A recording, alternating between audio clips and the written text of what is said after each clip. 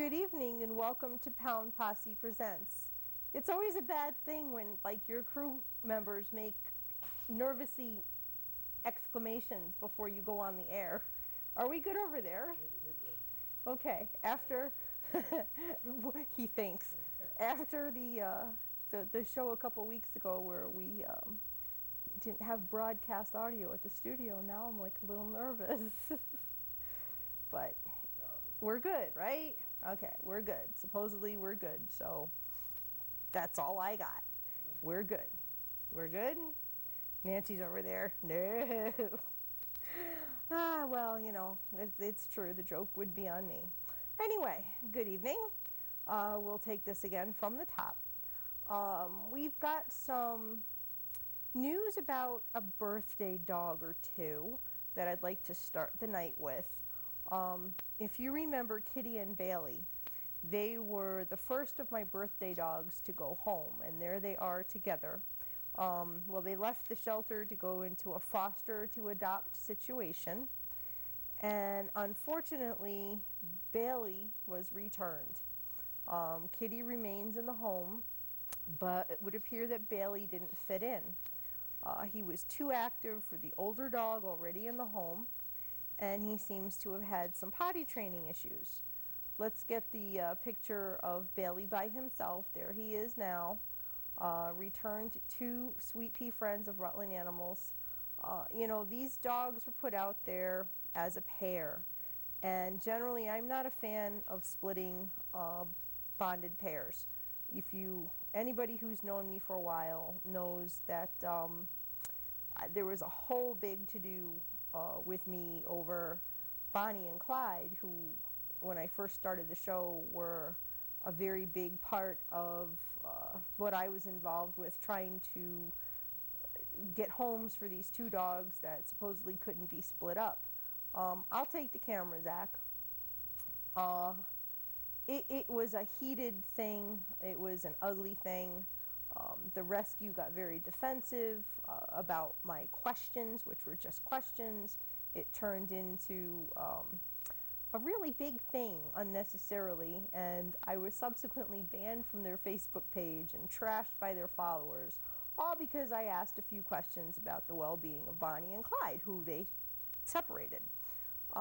So be it, neither here nor there. I have some questions. I'm heartbroken that, two housemates are separated. Trying to be, I'm trying not to let all the little bells in my head go off and the flags.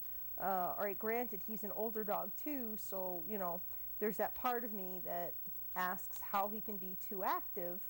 But then again, I look at my own Gidget, who's 10, and Bailey is 10, and she's still a little nutcase. So, it's very possible that he still has a lot of pep in him. I look at Gidget and Bella playing. Bella is 4. She was 4 this week. Happy birthday, Bella, on the 29th, who does not pose well for pictures, or I would have had some for you. Anyway, the 4-year-old and the 10-year-old, they play like they're both puppies. So, I don't know, maybe he is just a little spunky. There's many reasons why he could be, doing his potty inside. There's a big adjustment for any animal going from being in a shelter for a year, especially, to going into a home. Every dog needs to be dealt with differently. He may not be happy. He may feel like he's not getting attention. He may just be feeling the change more profoundly than Kitty. There could be something even medically wrong with him, but I'm not gonna say that no one's taking care of him or checking him out in that respect. I know that my little Kelly would start having not even accidents, but on purposes in the house when she was upset by something. She would also have accidents, and they were accidents when she wasn't well. So there's a whole lot of reasons why Bailey might not have fit into the home, and instead of taking both of them back and keeping both of them in a cage, the shelter decided that, after sitting there for a year with no interest, it was probably the better thing to at least have one of them in a home. I understand the theory, it's true. Apparently, I did check up on him, and he seems to be doing fine. I would think after a year they would know him fairly well. He's supposedly a spunky little happy guy, and it doesn't seem to be phasing him. As it was put to me, we feel bad. They maybe don't even care. Who knows? But at least one of the two are still in homes, and I am begging someone to scoop Bailey up. Because really my heart is breaking. He may be doing fine. He may not really miss Kitty or even be fazed by the whole experience. I always feel bad too when a dog gets returned, because here they are in a shelter and then they go home and it's like, where they belong, and then they're back in the shelter and they don't really understand.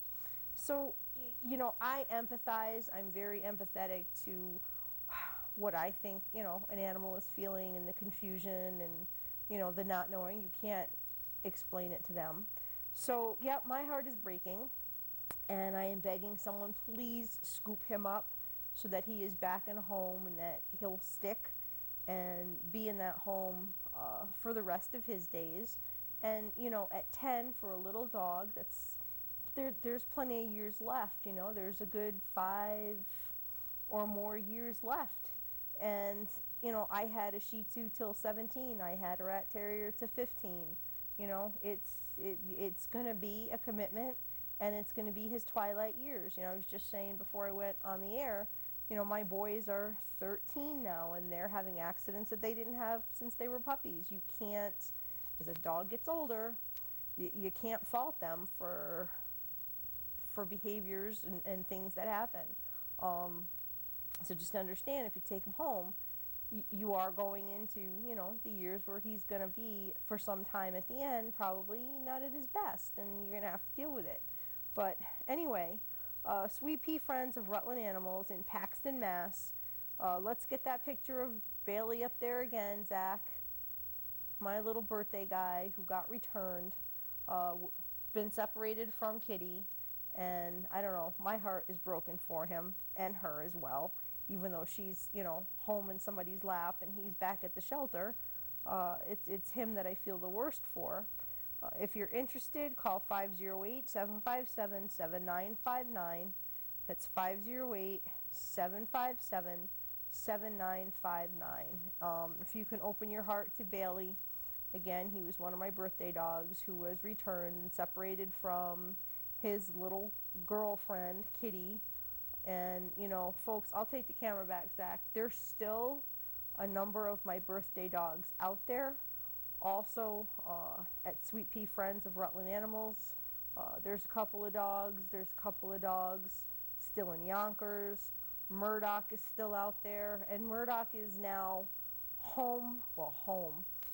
He's back at the shelter after being at the vet and having surgery. And he's very much available again. So I haven't given up on them. Please don't you as well, and see what you can do to try to help share and get these guys at home.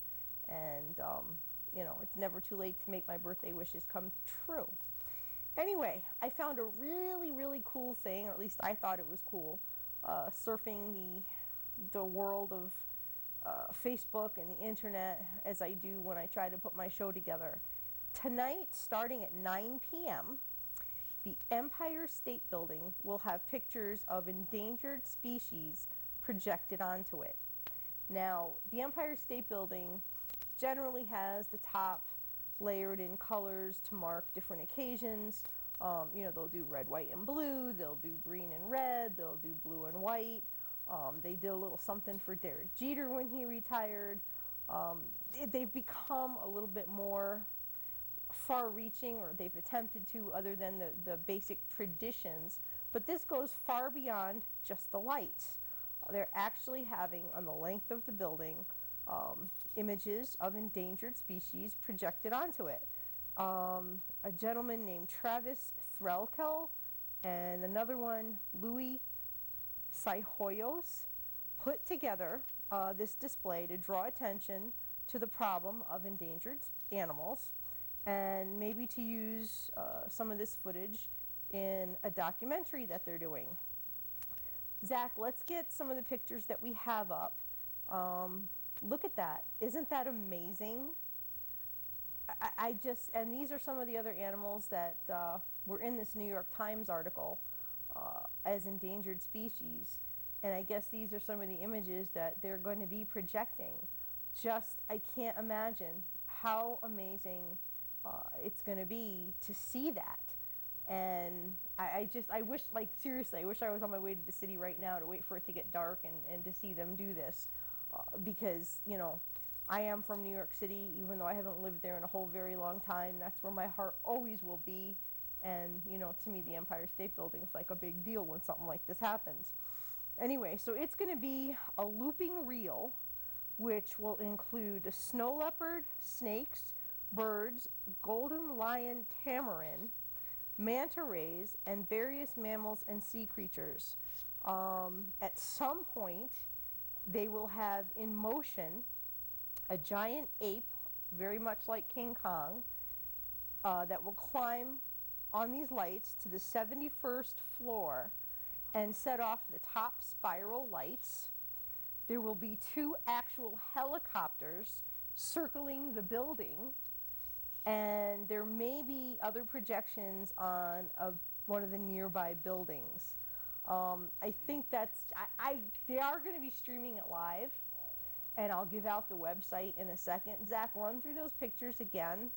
To see those images up on the Empire State Building, I think it's going to be amazing. I mean, this is some project. If you read the New York Times article, and I did share it on the Pound Posse Presents Facebook page, they've done stuff like this on a smaller scale, where they project it out of the back of a car on a building, but this is like full-blown. They are in another building nearby with, like, I forget how many thousands of lights, and, you know, it's possible that anything can go wrong at any given time. This is like a risk. This is so cool. The pair's film and movement embrace the saying, "It's better to light one candle than to curse the darkness," and Mr. Saihoyos is quoted as saying, "You can't light a bigger candle than the Empire State Building." And boy, that's the truth. They're saying that the images will be clear to anyone within 20 blocks downtown from the Empire State Building. And beyond 14th Street, the images will be visible but not as discernible. I swear to you, I wish I was leaving now to go down there. If ever there was like one of those last minute, I want to go to the city things, this would be it. It's tonight. It's going to be from tonight from 9 to midnight. They're going to be doing this. They're hoping to stream it live at racingextinction.com. That's RACINGEXTINCTION.com. racingextinction.com. And I checked out that website earlier, and it does say at the top of the page that they're going to be streaming it. So, you know, if there's anybody who is excited, I just think this is the coolest thing. I would love to have these 2 guys on the show. I think that I'm going to at least try to track them down. You know, they're all about this whole movement now to try to get the support for these endangered animals, because really, folks, once they're gone, they're gone. You know, I mean, these animals are dying every day, and, you know, things happen, and you know, they're not reproducing and they're not replenishing their own kind, and really we are to blame for so much of it, for the taking of their environment, for, you know, encroaching on their space, for just outright killing them because we think we have the right to. This is, you know, they hope to, as they say, tip the domino and get things moving in a grand way and get some attention. What are you saying, Speedo? What were you asking me? Well, I was just saying that how could anybody hurt something like that? Yeah, how can anybody hurt something like that? How can anybody hurt anything? You know? Even if you were very hungry, you can't eat a lion or a leopard or Yeah, exactly. Nancy's saying it's not like we're going to eat these animals. People don't generally, but it's the trophy, and I'm going to go in a whole different direction in a minute. It's the whole trophy thing. It's the fur. It's unbelievable. But I think that these guys totally deserve props for what they're about to do, and I hope that it draws a lot of attention. And I really hope that their movie does the same thing, or their documentary. I really can't wait personally to see the whole thing with the ape and the helicopters if they stream that live. That's going to be so cool. This is one of those nights I wish more than anything I didn't have to go run errands after work, after the show, but I can see myself on my phone, head down with my carriage in the store, bumping into stuff, going, but wait, look, this is so cool. Yep, so racingextinction.com.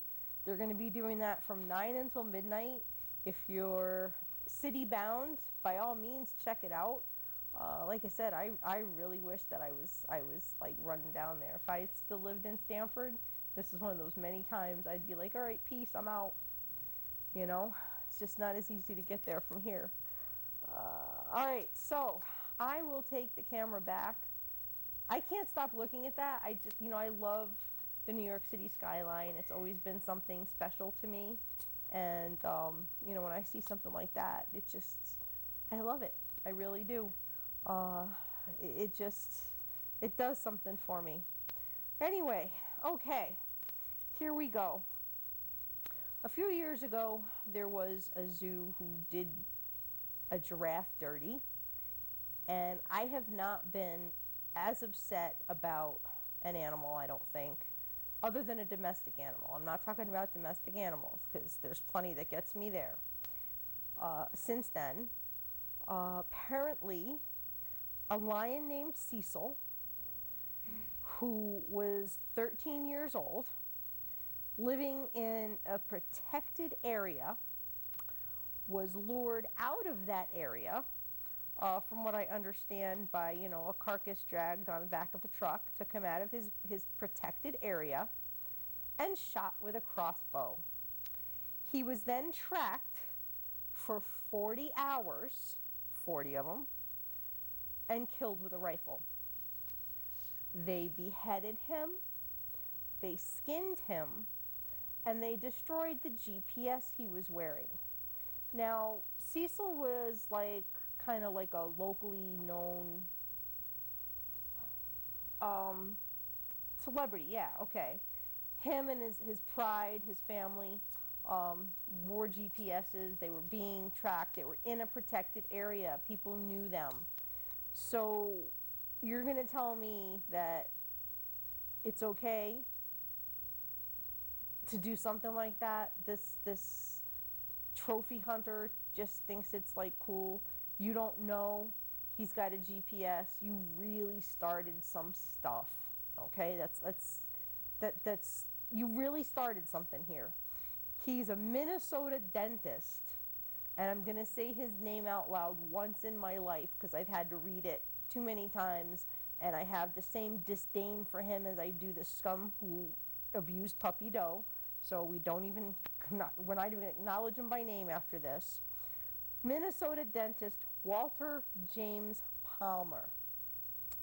Zach, let's put up all but that last picture, and you know what I mean, of Cecil. Walter James Palmer paid big money to shoot this lion. This lion who, lived in a protected area. How do you even justify that?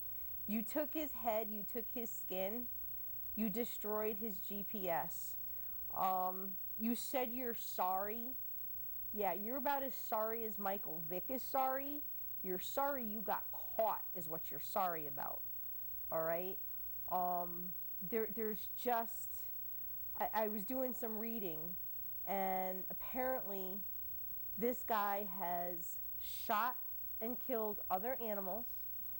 He's been in trouble before because he's gotten them outside of the zones and the areas that were legal for him to get them in. I mean, he has been in legal trouble. He's lied to, like, you know, the Fish and Wildlife and Game or whatever people that they are, that investigate things like this. So this guy's got a history. There was some kind of big elk or whatever that he got. There was a bear that he got. There was some other animal. I think I saw that. You know, this is his thing. So now you're gonna go over to Africa and, you know, pay all kinds of stupid money to nab a lion that isn't even, he's not even out there and like free range for the taking, so to speak. Not that any of these animals should be. You know, unfortunately, this is now like a thing, and it has been, I guess, for some time. This big game hunting thing, where they pay tens of thousands or hundreds of thousands of dollars for the quote unquote privilege of going and killing one of these magnificent animals who, like Nancy said, they're not meat animals. It's simply for trophy purposes and for whatever you consider the sport. I don't know how it's a sport if the other side doesn't know that there's even a game, okay? But this really needs to be stopped. You know, the flip side of this is the quote unquote underprivileged who just abuse any other animal that they can get their hands on. As an aside, I read about a guy who tried to shoot an armadillo and the bullet ricocheted and hit him in the face and he got what he deserved. But, you know, it's funny, right? But the guy shouldn't be, the guy shouldn't be doing that. He got, karma stepped in. But, you know, talking about karma, apparently Zimbabwe, their government wants to extradite this guy for doing what he did. And I'm all for it, you know. I'm sure that, unfortunately, our government would be spineless enough to protect him, and that really irks me as well, because what this guy did is illegal, and he's done it before, and he really needs to be stopped. He's not going to be satisfied. He's going to have all the money to do what he wants to do, and do this again. It's not going to stop him. It's just like I don't believe it stopped Michael Vick, but I'm going to get off of that because this is a whole different thing. Late tonight or late this afternoon, before I was leaving the house, there was a report that Cecil's brother Jericho was also killed.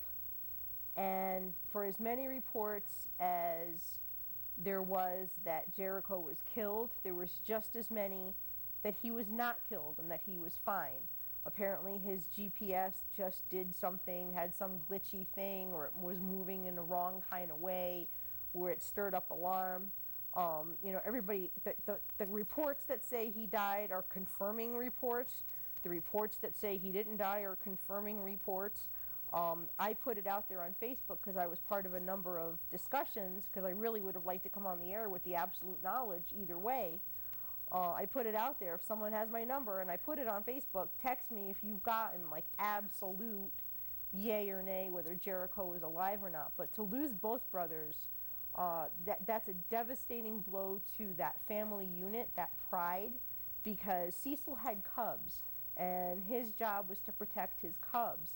It seems since Cecil's been gone, and I think I read that it was July 1st this happened, and it's just coming out this week. His brother Jericho has stepped in and has been protecting them. Without Jericho protecting Cecil's cubs, those cubs are going to be fodder for predators, poachers, who knows. So it's crucial for the cubs' existence and survival to have a protector within their pride.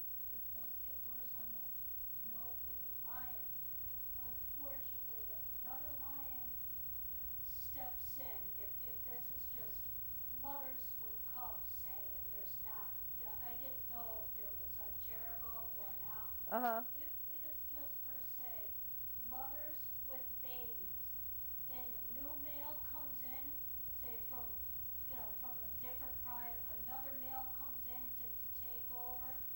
They wipe everybody out? He will kill all the cubs and only have his the women. So that bloodline Yep. will be gone. Okay. I don't know if you all hear what Nancy is saying. If in a case like this, all the males are gone, another male will step in, kill the cubs, and take over the pride. So that's why it's part of it is why it's so important. For anybody who wants to follow what's going on with Cecil, there are several Facebook pages. If you just put Cecil in your address bar, they'll come up. There's petitions, there's all kinds of things going on in support of keeping Cecil's memory alive and trying to bring this guy to justice. One of the last pictures I'd like to show was just a beautiful rendition. Zach, let's get that last picture now. Isn't that gorgeous? Isn't that absolutely beautiful? That should be like on a shirt, on a poster, on a sticker, something. That's just like one of those Dean Russo-esque type of pictures. I will. That's just gorgeous. So in memory of Cecil, which, you know, I really wasn't even going to get on this bandwagon. All the pictures I saw this week, I'll take the camera back, Zach. All the pictures I saw this week were so disturbing. They were very graphic. Every place I turned, there was one particular night, every place I looked, there was pictures of this lion, and the story was like catching fire on Facebook, and it just really, it disgusts me, and it makes me ashamed to be part of the human race sometimes.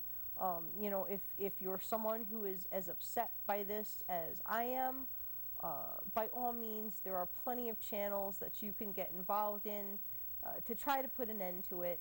So I urge you to seek them out, and, you know, as I come across things of interest, I will definitely put it up there on the Pound Posse Presents page. If you are interested in following the Empire State Building tonight, it's racingextinction.com. It looks like I'm probably about out of time. Zach, yes or no? 5 more seconds? Yeah, you can put the credits up. Why not? Uh-huh. Whatever. I'm going to say peace, love, and dogs. Until next time, take care and thanks for watching.